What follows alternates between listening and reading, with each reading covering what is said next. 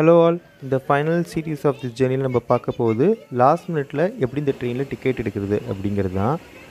So இப்போ நம்ம வந்திருக்கிறது ஹில் க்ரூவ் ஸ்டேஷன். இங்கேருந்து கல்லார் போகிற ஸ்ட்ரெச் தான் ரொம்பவே எக்ஸைட்டிங் ஸ்ட்ரெச்னு சொல்லலாம். ஏன்னா ரொம்ப deep tunnels, very high bridges எல்லாமே நம்ம இந்த ஸ்ட்ரெச்சில் தான் க்ராஸ் பண்ணுவோம். அதே மாதிரி பார்த்தா இந்த ட்ரெயின் கன்ஸ்ட்ரக்ட் பண்ணும்போது 16 இயர்ஸ் ஆயிருக்கு from Mettupalayam to Coonoor construct பண்ண.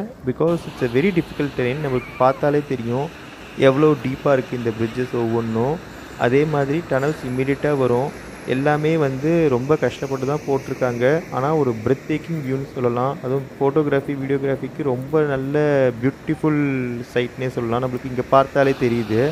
ஸோ இம்மீடியட்டாக ஒரு டீப் பிரிட்ஜஸ்க்கு அப்புறம் டனலுக்குள்ளே போயிடும். இந்த மாதிரி நம்மளுக்கு நிறைய வியூ கிடைக்கும்.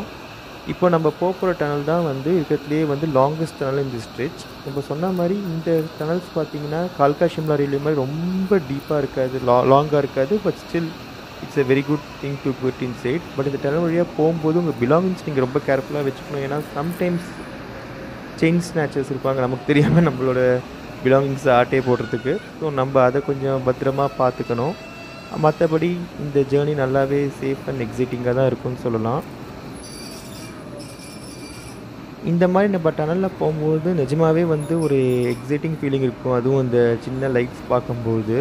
ஆனால் இதை மெயின்டைன் பண்ணுறதுங்கிறது நிஜமாகவே ரொம்ப பெரிய வேலை. இன்னுமே பார்த்திங்கன்னா எக்கச்சக்க ரயில்மேன் இதை நல்லா மெயின்டைன் பண்ணுறாங்க. ட்ராக்ஸில் ஸ்டோன்ஸ் ஆர் இதெல்லாம் அப்போன பிரான்ச்சஸ்லாம் விழுந்தால் எடுக்கிறதுக்கு. ஸோ இங்கே நிற்கிறவங்கெல்லாம் அவங்க தான். So they continuously keep a good watch on the tracks and ensure that our train runs smoothly through the journey. Even wild animals கிட்டேருந்து அதை பாதுகாக்கணும். இந்த தாத்தா பார்த்தீங்கன்னா சின்ன பசங்க எல்லாருக்கும் ஒரு ஹாய் சொல்லாரு, ஸோ ஸ்வீட் ஆஃப் ஹிம். அதே மாதிரி இந்த க்ளோஸ் வழியாக இந்த ட்ரெயின் நல்லா நெகோஷியேட் பண்ணி போகும்போது நம்மளுக்கே தெரியும் எவ்வளோ அளவுக்கு இந்த எஃபர்ட் இருக்குது அப்படின்னு. அந்த ட்ரெயினில் டிக்கெட் வாங்குறது நிஜமாகவே ரொம்ப கஷ்டம். 4 months முன்னாடியே நம்ம புக் பண்ணால் தான் கிடைக்கும், வீக்கெண்ட்ஸ் ஒரு லாங் ஹாலிடேஸில். பட் ஒரு சின்ன விஷயம் இருக்குது எப்படி இந்த ட்ரெயினில் டிக்கெட் நம்ம புக் பண்ணலாம் அப்படின்னு. அந்த டிப்ஸ் தான் நான் லேட்டர் பார்ட் ஆஃப் த வீடியோவில் சொல்ல போகிறேன். நார்மலாக பார்த்தோம்னா குன்னூர் டு ஊட்டி ரொம்ப ஈஸியாக வாங்கிடலாம் டிக்கெட், அது ஒன்றும் பிரச்சனை கிடையாது. பட் ஆனால் இந்த விஷயந்தான் மேட்டுப்பாளையம் டு குன்னூர் தான் ரொம்ப கஷ்டம். அதை தான் பற்றி நம்ம பேச போகிறோம். இப்போது நம்ம பார்க்குற பிரிட்ஜ் தான் ஸ்டீப்பஸ்ட் பிரிட்ஜ், ஐ மீன் டாலஸ்ட் பிரிட்ஜ் இந்த ஸ்ட்ரெச்சில். இங்கே இருக்கிற ரயில்வே கார்ட் சொன்னார் இதுதான் ரொம்ப இன்ட்ரெஸ்டிங் பார்ட் ஆஃப் தி ஜேர்னியாக இருக்கும் அப்படின்னு. ஸோ நிறைய வீடியோகிராஃபி இந்த நம்ம ஊட்டி ட்ரெயினை பற்றி பார்க்குறதெல்லாம் இங்கே தான் எடுப்பாங்களாம். ஸோ இப்போ நம்ம என்ட்ரியாக போகிற டனல் தான் டனல் நம்பர் 1. ஐ மீன் மேட்டுப்பாளையத்துலேருந்து இட்ஸ் ஃபர்ஸ்ட் டனல். நம்ம ஸ்ட்ரெச்சில் போகும்போது it's a last tunnel. So இந்த டனல் நம்ம ஒன்ஸ் க்ராஸ் பண்ணிட்டோம் அப்படின்னா it means like we are going to reach the plain surface. ஆமாம். ஸோ இங்கேருந்து just it's a descent to Kallar. So Kallar வந்துட்டோம்னா நம்ம பிளெயின் சர்ஃபேஸ் வந்தோன்னு அர்த்தம். பட் இங்கேயும் பார்த்திங்கன்னா வியூ நல்லாயிருக்கும். கீழேயும் ஒரு சின்ன காட்டாறு ஓடிட்டுருக்கு, ஏன்னா கொஞ்சம் ரெய்னி சீசன் அப்படிங்கிறதுனால. அண்டு ஸோ மொத்தம் 15 டனல்ஸ் இருக்குது இந்த ஸ்ட்ரெச்சில் பார்த்தோம்னா. ஸோ நம்ம எல்லா டனல்ஸையும் க்ராஸ் பண்ணி வந்தாச்சு. அண்ட் வந்தது பார்த்தோம் அப்படின்னா நெக்ஸ்ட்டு வரப்போகிறது கல்லார் ஸ்டேஷன்.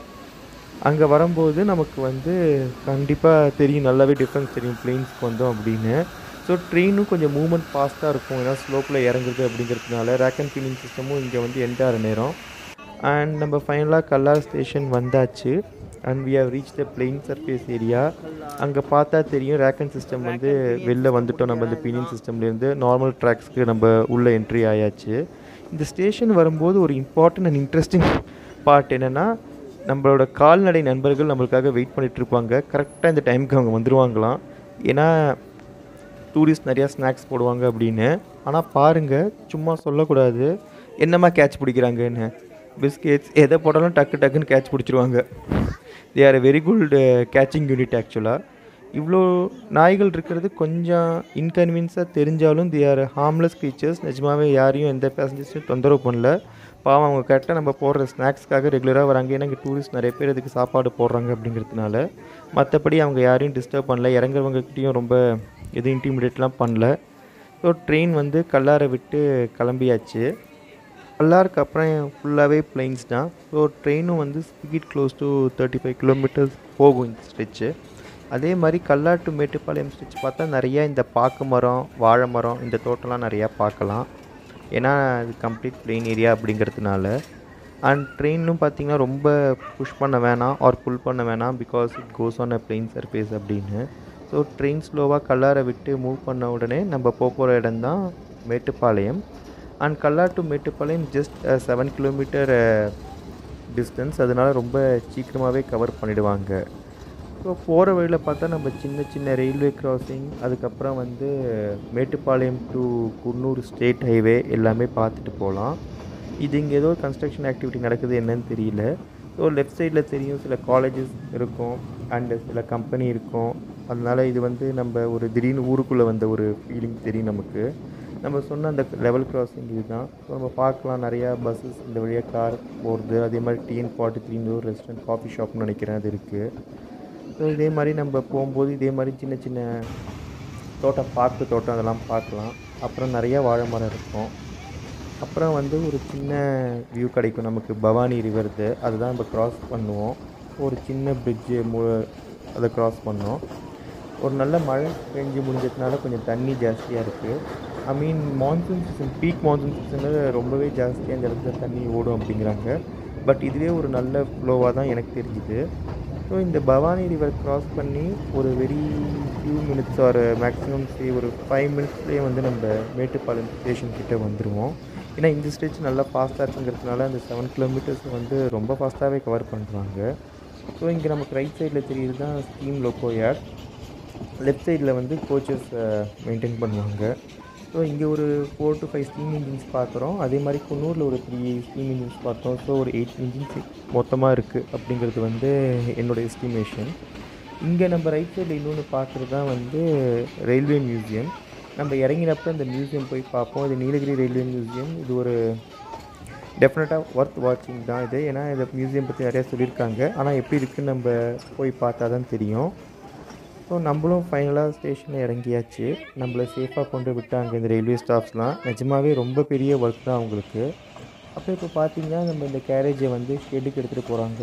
யூஸ்வலாக இது வந்து இந்த ட்ரெயினி லோக்கோ பைலட்ஸ் இவங்க தான் வந்து இந்த சின்ன ஸ்டெச்சை ஆல் பண்ணுவாங்களாம். It's like training for them seems. அதனால ஸ்லோவாக ட்ரெயினையும் எடுத்துகிட்டு அவங்க ஷெட்டுக்கு போட்டு போயிட்டாங்க. ஏன்னா அங்கே தான் கோச் மெயின்டெனன்ஸ் நடக்கும். நிஜமாகவே இது ரயில்வே ஸ்டாஃப்ஸ்க்குலாம் ஒரு ஹார்ட் ஒர்க் தான். நமக்கு வந்து ஒரு ஜாய்ஃபுல் ஜேர்னி, நான் திருப்பி அதே சொன்ன மாதிரி தான். பட் இதை மெயின்டைன் பண்ணுறதுங்கிறது சாதாரண விஷயம் கிடையாது. நிஜமாகவே நீலகிரி மவுண்டன் ரயில்வே ஸ்டாஃப்ஸ் எல்லாருமே வந்து they are truly dedicated and hats off the dedication and service. And இப்போது நம்ம பார்க்க போகிறது தான் வந்து சின்ன Nilgiri mountain railway heritage museum. So உள்ளே போன அப்புறம் கேட்டோம். அவங்க சொன்னாங்க வீடியோகிராஃபி பர்மிட்டட், நம்மனா என்ட்ரி மட்டும் போடணும் நம்ம டீட்டெயில்ஸ் கொடுத்துட்டு. இதுக்கு என்ட்ரி ஃப்ரீ தான், யார் வேணாலும் வந்து பார்க்கலாம். ஸோ நம்ம இங்கே சின்ன சின்ன மினியேச்சர் மாடல்ஸ் பார்த்தோம்.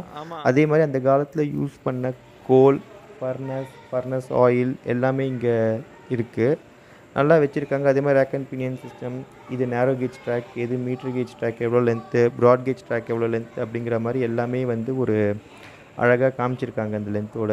இப்போ நிறையா இங்கே ரீட் பண்ணுறதுக்கும் இருக்குது. ஹிஸ்ட்ரி ஆஃப் NMR இதுதான் வந்து இந்த ரேக் அண்ட் பினியன் சிஸ்டம். இதோட ப்ரோட்டோடைப் வச்சுருக்காங்க, எப்படி இந்த ட்ரெயின் வந்து ஹோல்ட் பண்ணுறது, எப்படி மூவ் பண்ணுறது இந்த மவுண்டனில் அப்படின்னு நல்ல எக்ஸ்ப்ளனேஷன் கொடுத்துருக்காங்க. ஸோ நம்ம பொறுமையாக அதை படிக்கலாம். அந்த பினியன் பிரேக் சிஸ்டம் எல்லாமே அழகாக இதில் காமிச்சிருக்காங்க. கொஞ்சம் டைம் எடுக்கும், ஆனால் நிஜமாகவே படிக்கிறதுக்கு ரொம்ப இன்ட்ரெஸ்டிங்காக இருக்கும். இது ரெகுலர் ப்ராட்கேஜ் ரயில் சிஸ்டம் தான். அதே மாதிரி அந்த காலத்து சிக்னலிங் சிஸ்டம், இந்த லோகோஸ், இது வந்து பிரிட்டிஷ் கம்பெனியில் இருந்தபோது எப்படி இருந்தது அது எல்லாமே இதில் கொடுத்துருப்பாங்க. அந்த கிராண்ட் ஃபாதர் கிளாக் எல்லாமே நம்மளுக்கு இங்கே தெரியும். அதே மாதிரி father of our nation Mahatma காந்தியோட ஒரு எக்ஸிபிஷன் ஃபோட்டோஸ் இருக்கும் இங்கே. அப்புறம் இந்த விண்டேஜ் ஃபோட்டோஸ், அந்த காலத்தில் என்ன மாதிரி எப்படி இருந்துச்சு, ஃப்ளட்டும் போது என்ன ஆச்சு, ட்ராக்ஸ், அந்த மாதிரி எல்லாமே அவங்க பழைய ஃபோட்டோஸ் தான் எடுத்து போட்டிருக்காங்க. ஸோ இது ஒரு அழகாக சொல்ல போனால் ஒரு 30 to 40 மினிட்ஸ் இங்கே ஸ்பெண்ட் பண்ணலாம். ரெகுலர் சும்மா பார்க்குறோன்னா கூட 20 மினிட்ஸ் பார்க்கலாம். இந்த மாதிரி எல்லாம் ஆன்டிக் சிஸ்டம் எல்லாமே. ஸோ நம்ம இப்போ பார்த்துட்டே இருக்கும்போது பார்த்தீங்கன்னா நெக்ஸ்ட் டேக்கு என்ன ஹால் பண்ண போகிறதோ அந்த ட்ரெயின் வந்து ஷெட்டுக்கு வந்தாச்சு. இப்போ நான் சொல்ல போகிறது இம்பார்ட்டன்ட் திங், இந்த ட்ரெயினுக்கு லாஸ்ட் மினிட்ல ஈவன் தட்கல் ஓவர் ஆனப்போ எப்படி டிக்கெட் எடுக்கணும் அப்படின்னு. ஸோ நீங்கள் இங்கே பார்க்குறது தான் ஸ்டேஷன் மாஸ்டர் ரூம். இங்கே தான் டோக்கன் கொடுப்பாங்க. இது ஃபேமிலியாக வரவங்களுக்கு 4 பேரும், பேச்சுலர்ஸ் ஆர் லேடிஸ் ட்ராவலர்ஸ்க்கு 2 டிக்கெட் டோக்கன் கொடுப்பாங்க. அதை வச்சு நம்ம டிக்கெட் வாங்கிக்கணும். ஆனால் என்னென்னா வீக் டேஸில் வந்து இதுக்கு ஏர்லி மார்னிங் 5 o'clock வரணும் க்யூவில். ஆன் வீக்கெண்ட்ஸ் ஆர் லீவ்னால் ஈவன் மிட் நைட்டே வந்துடுவாங்க அப்படின்னு சொல்லுவாங்க.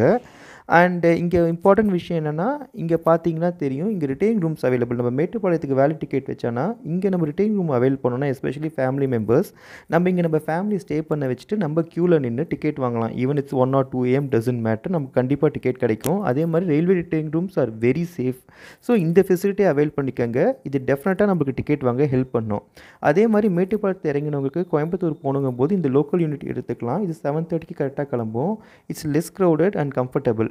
அதே மாதிரி நான் இன்னொரு இம்பார்ட்டன்ட் விஷயம் இந்த மேட்டுப்பாளையத்தை சொல்கிறது, இந்த ரயில்வே வெண்டாரை நிஜமாகவே இவர் ஒரு ஹானஸ்ட் வெண்டார். நான் 100 ருபீஸ்க்கு ஸ்நாக்ஸ் வாங்கிட்டு 30 ருபீஸ் சேஞ்ச் வாங்க மறந்து போயிட்டேன். சும்மா சொல்லக்கூடாது, ஒவ்வொரு சீட்டை என்னை தேடி வந்து சேஞ்ச் கொடுத்தார். Hats off to your work ethics sir. நிஜமாகவே உங்களை மாதிரி ஆட்கள் இருக்கிறதுனால தான் மழை பெய்யுது. ரொம்ப ஹாப்பியாக இருந்துச்சு. இதே மாதிரி இந்த சேனல் பிடிச்சிருந்தா தயவு செஞ்சு சப்ஸ்கிரைப் பண்ணுங்கள். மீண்டும் அடுத்த வீடியோவில் சந்திப்போம். தேங்க்யூ. Bye bye.